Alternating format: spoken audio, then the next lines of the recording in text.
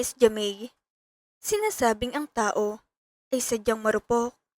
Pero sa kaso ko, ang karupukan kong iyon ang naging mitya ng halos isang dekada kong paghihirap. Ako si Joyce, 38 anyos na ngayon. Sariwa pa sa alaala ko ang lahat, na tila ba kahapon lang nangyari ang mga pagkakamaling habang buhay kong dadalhin. 9 na buwan pa lang kaming kasal ni Henry noon.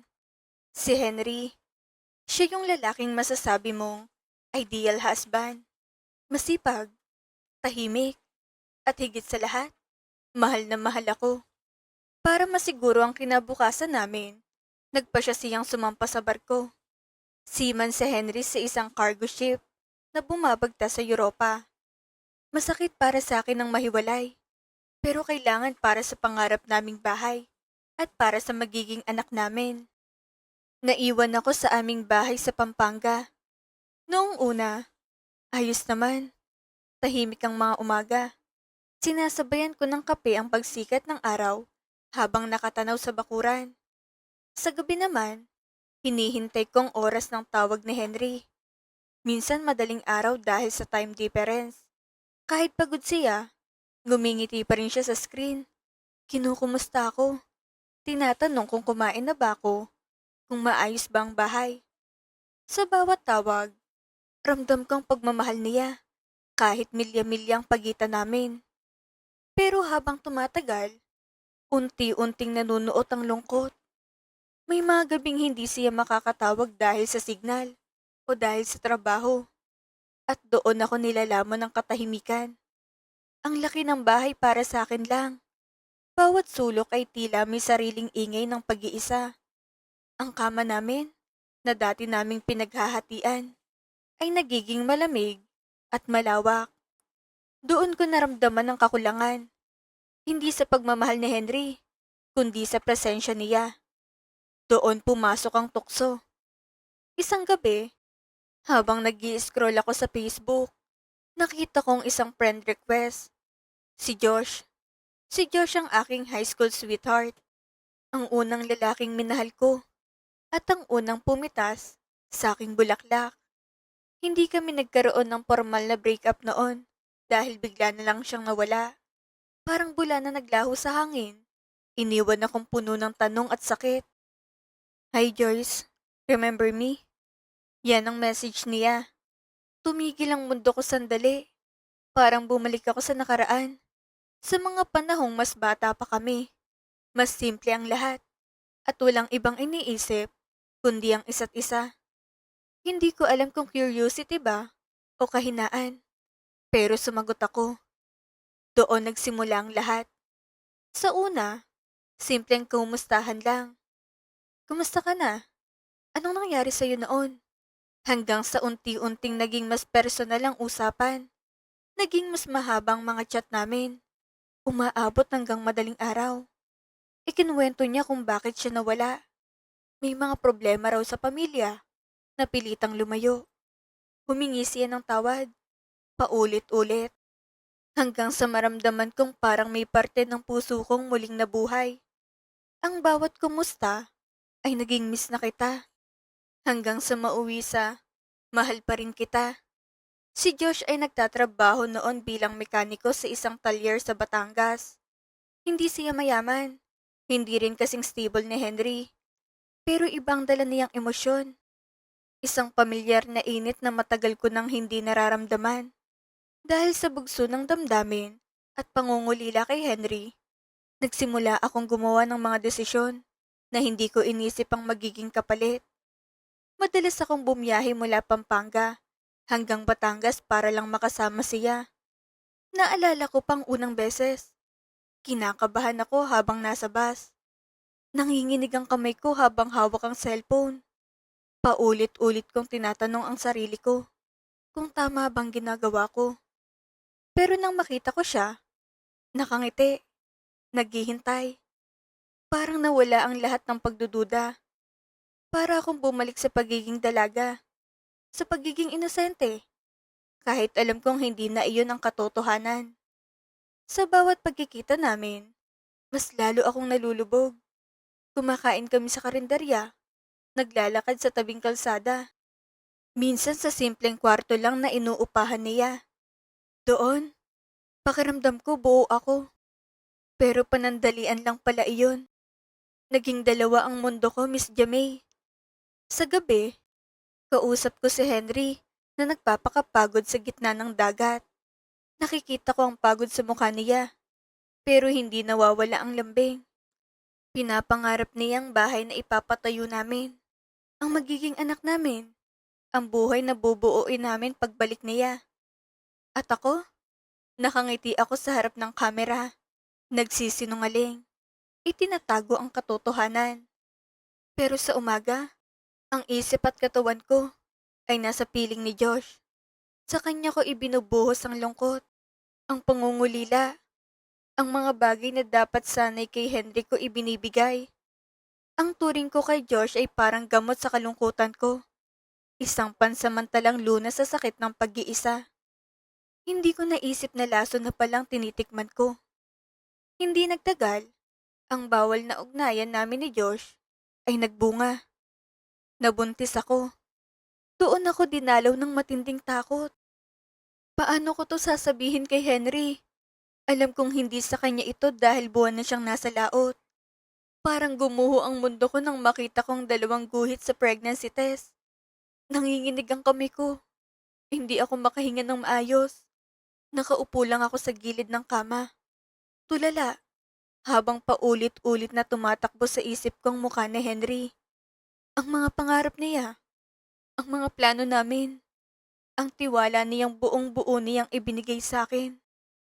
Alam kong sa isang iglap, kaya kong wasakin ang lahat ng iyon. Sinabi ko kay Josh ang tungkol sa pagbubuntis ko. Sa halip na matakot o umatras, tila mas lalo pa siyang naging kampante. Simula na to ng pamilya natin, sabi niya, sabay hawak sa kamay ko. Gusto kong maniwala. Gusto kong isipin na may patutunguhan ang lahat ng ginawa kong kasalanan. Pero sa likod ng mga salitang iyon, may boses sa loob ko na sumisigaw.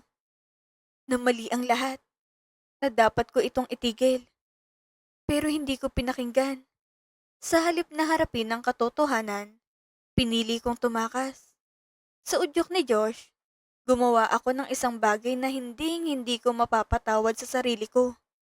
Isang araw, nagpunta ako sa bangko at kinuha ko ang lahat ng savings namin ni Henry. Ang perang pinaghirapan niya sa gitna ng bagyo at panganib sa dagat. Habang pinipirmahan ko ang mga papeles, pakiramdam ko, ay parang kutsilyong bumabaon sa konsensya ko. Pero itunuloy ko pa rin. Paglabas ko ng bangko, dala ko ang perang hindi ko dapat hawak. Mabigat yun.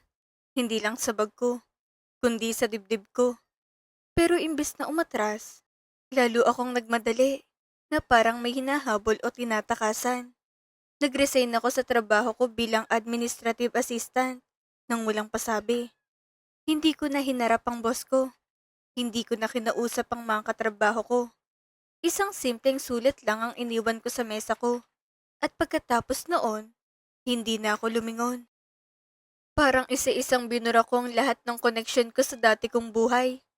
Bago ko tuluyang pinatay ang dati kong buhay, nag-send ako ng isang text message kay Henry.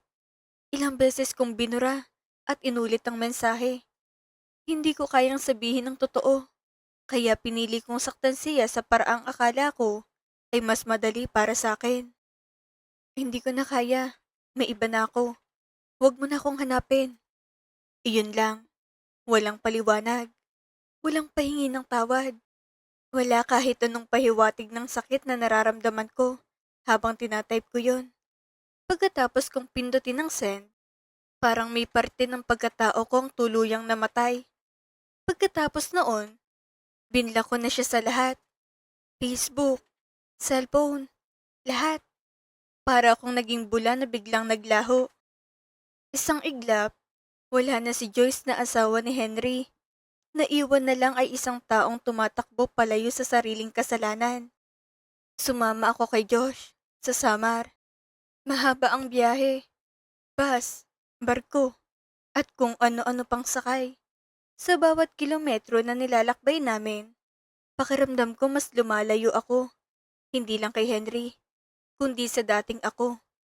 Habang nakatanaw ako sa dagat, hindi ko maiwasang isipin kung ilang beses na ring tinahak ni Henry ang ganoong kalawak na tubig para lang mabigyan ako ng magandang buhay. Isang buhay na ako mismo ang sumira. Pagdating namin sa Samar, sinalubong kami ng tahimik na probinsya. Mga kalsadang hindi sementado, mga bahay na gawa sa kahoy at yero, at isang mundong malayo sa nakasanayan ko. Doon kami nagsimulang tumira, sa isang maliit na bahay na inuupahan ni Josh.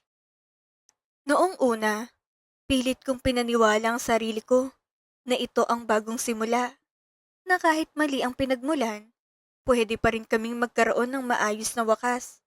Pinagluluto ko siya, inaayos ang bahay, at iniisip ang magiging buhay namin bilang isang pamilya.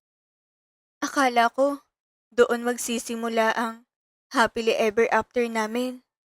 Akala ko, dahil kami ang first love, kami ang nakatadhana. Pero nagkamali ako. Malaking pagkakamali. Miss Jamay, pagdating namin sa isang liblib na baryo sa Samar, doon ko nakitang tunay na kulay ni Josh. Ang lalaking akala ko'y magliligtas sa akin, ay siya palang lulunod sa akin sa hirap. Tamad si Josh. Ang pera na kinuha ko kay Henry, imbis na ipatayo ng negosyo, ay ginamit niya sa sugal at alak. Araw-araw siyang lasing. Araw-araw kaming nag-aaway.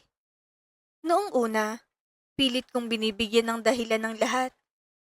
Pagod lang siya. Magbabago rin siya. Kailangan niya lang ng panahon. Pero habang lumilipas ang mga araw, unti-unting nabubunyag ang katotohanan. Sa tuwing uuwi siya ng gabi, amoy alak ang hininga. Madalas, ay wala nang natitirang pera. May mga pagkakataong hinahalongkat kong mga bulsa niya. Umaasang may mauuwi siyang kahit kaunti. Pero wala. Puro resibo ng sugal at bote ng alak ang kapalit. Ang bahay na inaakala kong magiging pugad ng bagong simula ay naging kulungan ng sakit at pagsisisi. Ang mga gabing dati sana'y puno ng pangarap ay napuno ng sigawan, iyakan, at katahimikang mas masakit pa kaysa sa ingay. Dahil mabilis na ubos ang pera, kailangan kong kumilos. Kahit malaki na ang tiyan ko, natuto akong maglako ng gulay sa palengke. Mula madaling araw hanggang hapon. Pasan ko ang mabigat na basket sa ilalim ng matinding sikat ng araw. Habang ako'y nagpapakapagod, si Josh ay nasa kanto lang, nakikipag-inuman. Gigising ako ng 3:00 ng umaga. Nangingitim pa ang langit. Pipili ako ng mga gulay na ibebenta. Bubuhati ng basket na halos hindi ko na kaya. At lalakad ng ilang kilometro papunta sa palengke. Habang tumatagal, sumasakit ang likod ko. Nananakit ang mga paa ko. Pero wala akong karapatang magreklamo. Dahil alam kong ito ang bunga ng mga desisyong ginawa ko. Habang ako'y nakikipagtawaran sa mga mamimili, pawis na pawis at hinihingal. Minsan napapatingin ako sa malayo at naiisip ko si Henry. Kung nasaan siya, kung anong ginagawa niya, kung kumakain ba siya ng maayos. At sa bawat alaala niya, lalo akong binabalot ng hiya at pagsisisi. Doon na nagsimulang paniningil ng tadhana, ang tinatawag nating karma. Ang unang anak namin, si Baby JM, ay isinilang na mahina. Dahil sa hirap ng buhay at kawalan ng nutrisyon noong buntis ako, madali siyang dinalaw ng sakit. Sa edad na 6 na buwan, pumanaw siya dahil sa matinding pulmonya. Wala akong perang pampaospital. Namatay ang anak ko sa mismong mga bisig ko. Habang humihingi ng tulong kay Josh, na noong oras na yon, ay bagsak ang katawan dahil sa alak. Naalala ko pang gabing iyon. Mainit ang katawan ni Baby JM. Hirap siyang huminga. At ang iyak niya ay unti-unting nanghihina. Yakap ko siya habang tumatakbo sa kapitbahay. Humihingi ng tulong. Pero wala ring sapat na pera ang mga tao roon. Bumalik ako sa bahay Umiiyak, nagmamakaawa kay Josh na tulungan ako. Pero nakahiga lang siya, walang malay sa kalasingan. Sa mga huling sandali ng anak ko, ako lang kasama niya. Nararamdaman kong unti-unting paghina ng kanyang paghinga hanggang sa tuluyan siyang nanahimik. At doon, sa mismong mga bisig ko, nawala ang unang buhay na ipinagkatiwala sa akin. Ang sakit, Miss Jamie. Pero hindi doon nagtapos. Nabuntis ako ulit makalipas ang ilang buwan.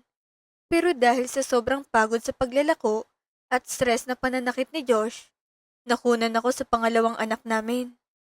Pakiramdam ko, unti-unti akong kinukuhanan ng buhay bilang kapalit ng mga ninakaw ko kay Henry. May isang araw na hindi ko malilimutan. Habang naglalakad ako pa uwi, bigla akong nakaramdam ng matinding sakit sa puson. Nahilo ako, napaupo sa gilid ng daan, at doon ko nakita ang dugo.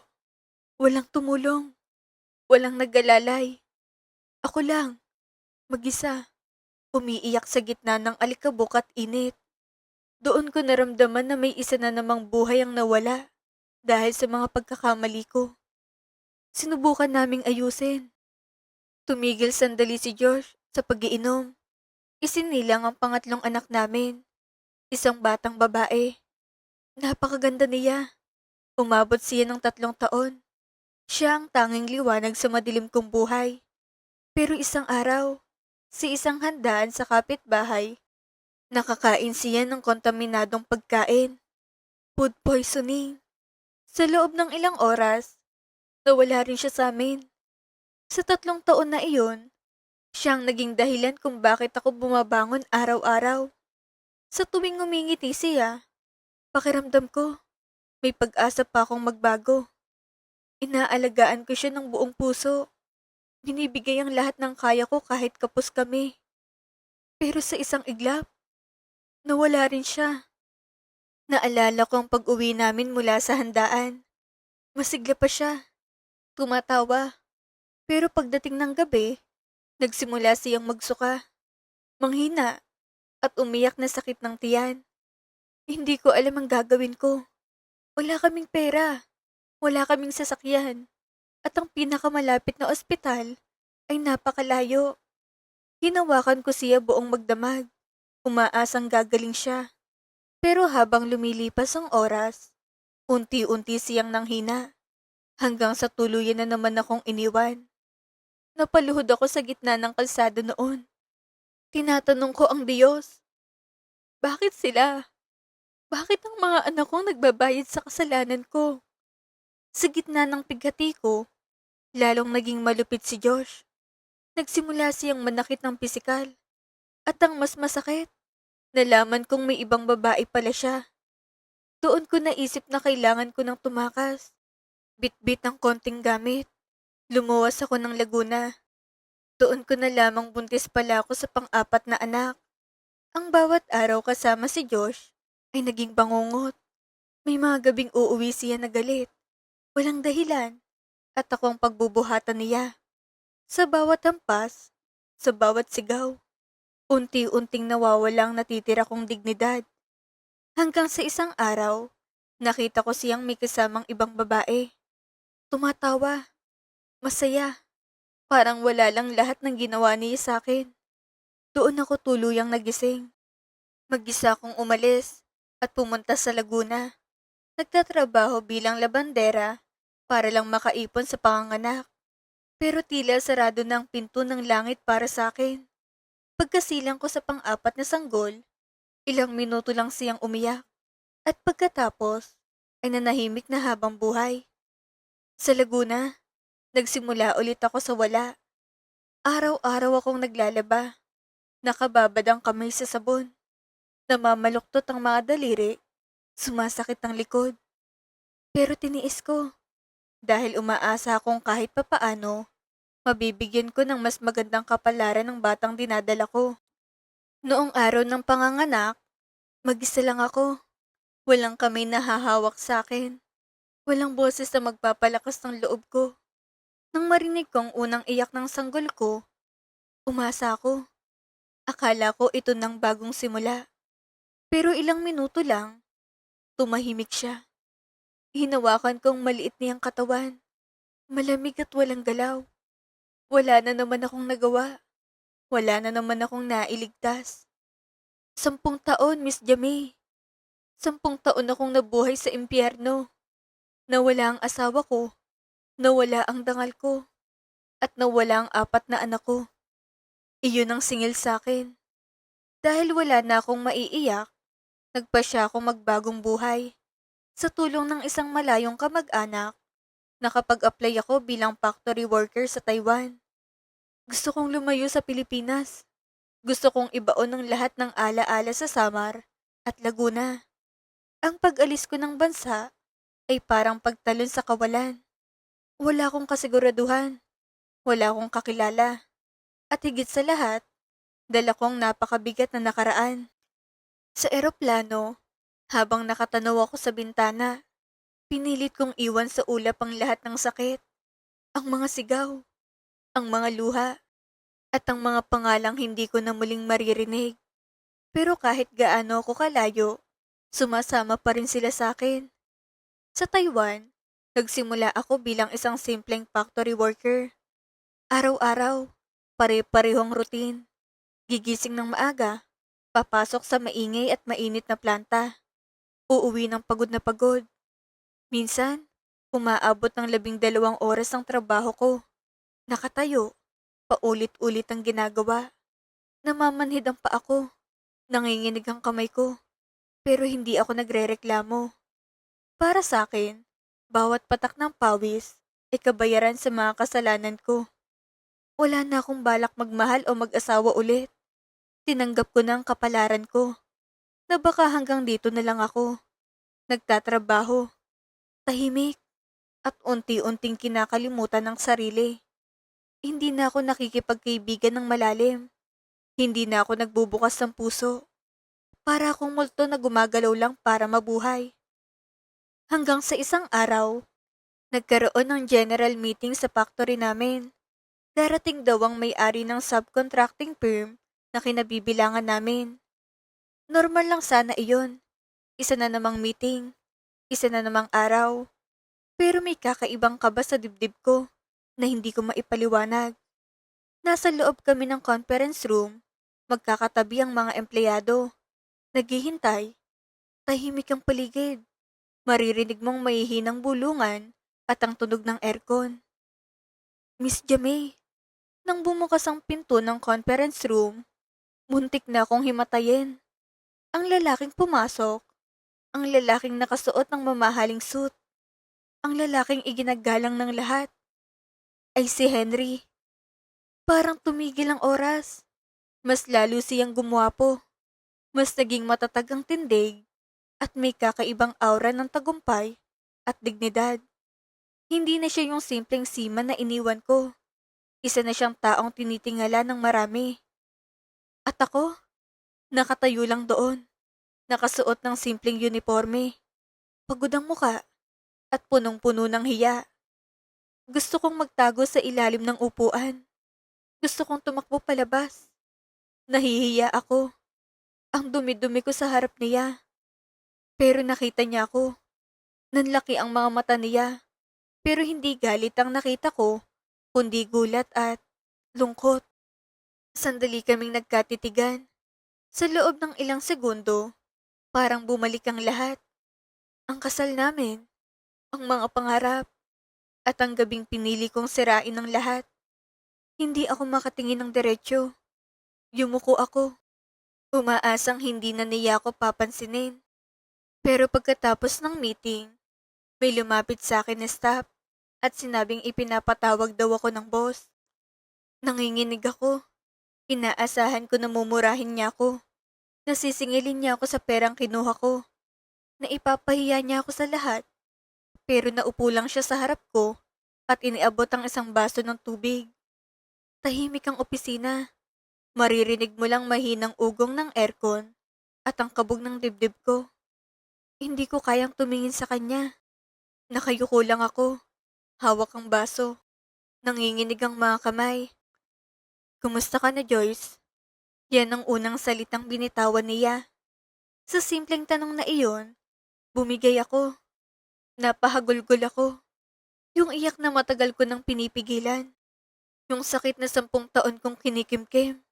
Hindi ko na napigilan ang sarili ko. Para akong batang nagkamali at sa wakas ay nahuli na. Ikinuwento ko ang lahat. Walang tinira. Ang pagtataksil ko. Ang hirap ko sa samar.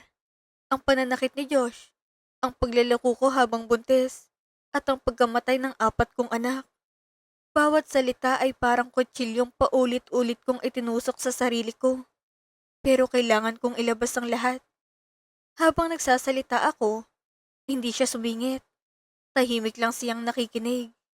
Walang galit, walang paninisi, kundi isang malalim na lungkot na makikita mo sa mga mata niya. Sinabi ko sa kanya na handa akong makulong o magbayad sa lahat ng kinuha ko.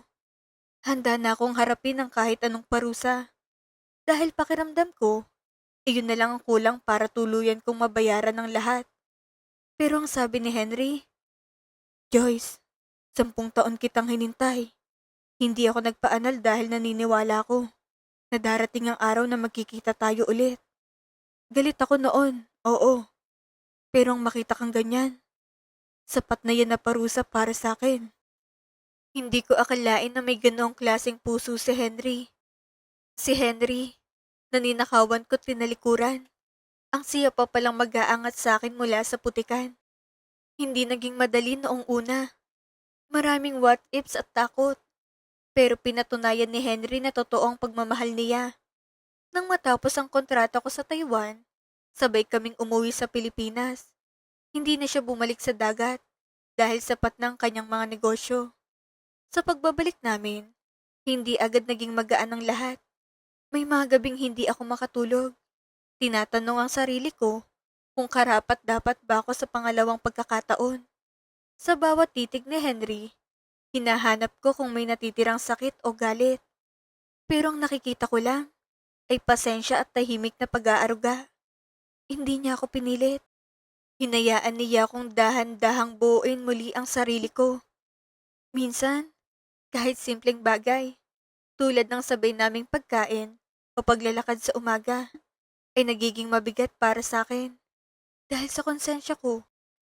Pero si Henry, lagi lang nariyan. Hindi siya nagsasalita ng marami. Pero sa bawat kilos niya, ipinaparamdam niyang hindi ako nag-iisa sa pagbangon. Nagpatayo kami ng isang patahian at butik sa aming bayan. Sa maliit na pwesto na iyon nagsimula ang panibagong yugto ng buhay ko. Natuto akong humawak muli ng pangarap, magdisenyo, manahi, at makipag-usap sa mga customer. Unti-unti, bumalik ang kumpiyansa ko sa sarili. At sa bawat araw na lumilipas, pakiramdam ko, may bahagi ng pagkatao ko ang muling nabubuhay. Tinulungan niya akong buuin muli ang pagkatao ko, hindi lang bilang asawa, kundi bilang isang babae na minsang nawala ang direksyon. Sa tulong niya, natutunan kong patawarin ang sarili ko. Isang bagay na akala ko ay hinding-hindi ko magagawa. At ang pinakamalaking himala, biniyayaan kami ng 2 anak, isang lalaki at isang babae. Malulusog sila, masasaya, at punong-puno ng buhay. Noong una kong hinawakan ng panganay namin, hindi ko napigilan ng umiyak. Takot at sayang sabay kong naramdaman. Takot na baka maulit ang nakaraan. At saya dahil sa wakas, binigyan pa rin ako ng pagkakataong maging ina. Sa bawat pagtawa nila, sa bawat yakap nila, parang unti-unting napupuno ang mga puwang na iniwan ng mga nawala. Ngayon, tuwing tinitignan ko ang mga anak ko, hindi ko maiwasang maalalang nakaraan. May kirot pa rin. Hindi iyon nawawala. Pero kasabay nitong pasasalamat, alam ko na ang bawat luha na ibinuhos ko noon ay bahagi ng paglilinis sa aking kaluluwa. Ang karma ay hindi lang basta parusa. Ito ay paalala na ang bawat aksyon natin ay may timbang. Napakabigat at napakaganda ng kwento mo, Joyce. Isang patunay na ang langit ay marunong maningil. Pero marunong din itong magbigay ng pangalawang pagkakataon sa mga taong tunay na nagsisisi. Ang kwento ni Joyce ay nagtuturo na ang katapatan ay pundasyon ng pagsasama at ang panandaliang tukso ay may kalakip na matinding karma na hindi matatakasan ng ating konsensya. Bagamat masakit ang maningil ang tadhana, nagsisilbi itong aral upang pahalagahan ang mga bagay na ating binaliwala.